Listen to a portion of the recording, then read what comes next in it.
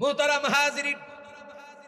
রব্বুল আলামিন বলেন উইদ্দাত লিল্লাযিনা আমানু বিল্লাহি ওয়া রাসূলিহি,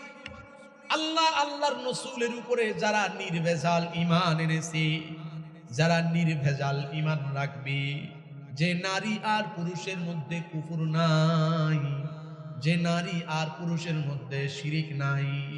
যে নারী আর পুরুষের ঈমানের মধ্যে কুফর আর শিরিকের রোগ নাই, এই নারী আর পুরুষ ঈমানটা কলিজার মধ্যে রাখিয়া 2 নাম্বার যে কাজটা করবে, দ্বিতীয় নাম্বার কাজ হলো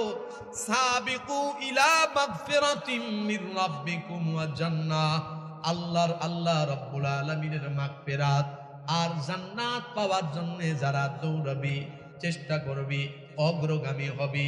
এই 2টা গুণ যাদের মধ্যে থাকবে, আল্লাহ বলেন তাদের মধ্য থেকে ইউতিহি মাইয়াশা,